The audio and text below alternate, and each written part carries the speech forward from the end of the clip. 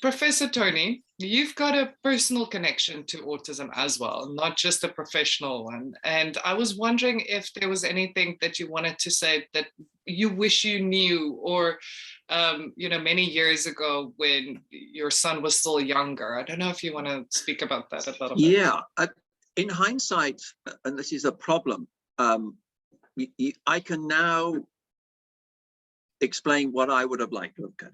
For example, we would go out to family or friendship gatherings.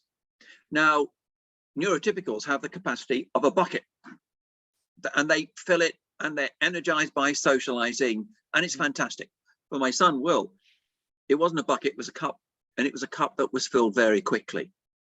And what he learned was obnoxious behaviors to make us leave. He would break something. He would be offensive or embarrassing, but he wanted to go. And we were saying, no, Will, it's good for socializing. What I would do now is say, okay, Will, you either have a secret code that you come up to your mum or I that says, I need to take a break, or we'll watch you and we know you need to take a break. We'll bring along your Lego. We'll bring along your favorite book. We'll find a bedroom in the house. You can play with your Lego. I will stay with you to make sure nobody interrupts and your capacity can empty. So you've got a full cup for the next period, etc. It's those sorts of things. But the other one is to take his anxiety as a teenager far more seriously. With the onset of puberty, anxiety didn't come in as a wave, it was a tsunami. It was phenomenal. And it'd always been mixing in with a certain crowd that we were, okay, but they were the crowd that first discovered at 14 alcohol and marijuana. And he'd always been anxious. And he said, when he first took alcohol and marijuana, he said, where have you been all my life? For the first time in my life, I feel relaxed. I feel calm. And that was it. It then became the quick fix and explored all drugs. And he's been a drug addict for the last over 20 years or so. Because of the addiction problems and lack of money, he committed armed robbery. He went to prison for 2 years. He's written a book on how to help Aspis in prison because he doesn't want other people to experience what he did. It was traumatic. He got PTSD from being in prison. But it would have been to engage with his anxiety far more effectively because he found a solution that works for him, but it doesn't work for him.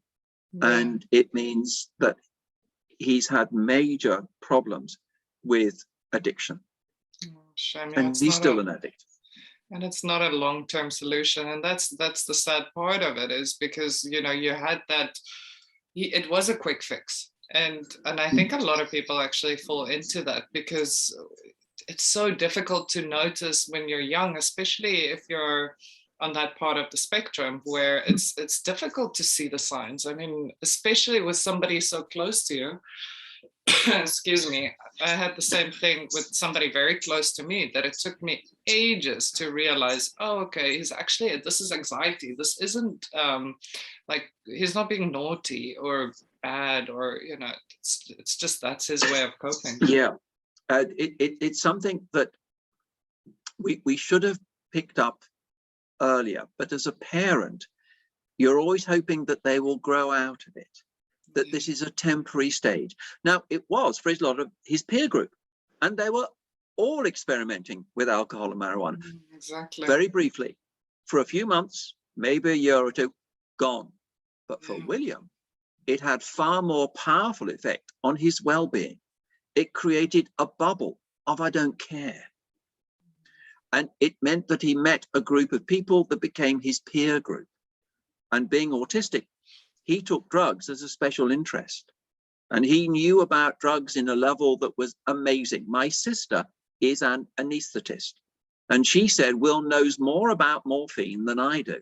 And I prescribed morphine. Really? Yeah. And of course, he was very popular in the group. because if you've got a problem, phone Will. Will was the alternative Dr. Atwood, and he will advise you what to do and so on. And he really enjoyed the status of being the professor of drugs.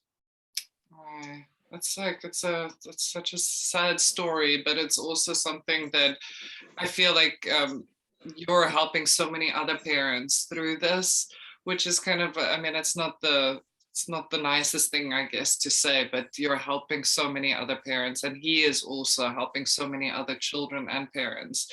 And I would advise anyone to read that book of his, to just kind of see how it is from the other side, you know. It is. And in the alcohol and drug dependency services, 1 in 4 are autistic. Oh, wow. This is confirmed by clinical experience and research. 1 in 4. Yeah, that is. Alcohol and drugs is a major reason to engage in criminal activities, and 1 in 20 in custodial care in prison are on the spectrum, often because of drugs. Sure, that is something that's overlooked. It really is overlooked. I don't think there's enough attention on this. No. So this is where, in our previous conversation, and you brought up the topic of anxiety, please do. And we need to know this and have the foundations from the beginning. So that can then go from anxiety to depression and to anger, to explore your feelings, understand them. When you understand them, you can control them, and to show that you have the capability of doing so. And when you do, you're applauded.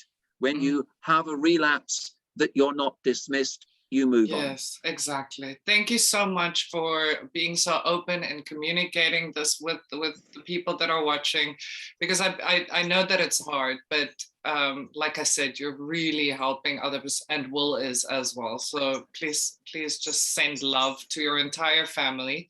And thank you for everything. And thanks for all your advice. I am still the biggest fan. Okay, thank you, Carla. And I hope to discover new things with autism as time goes by. But you've got some great questions there. I've really enjoyed the discussion. Me too. Thank you so much.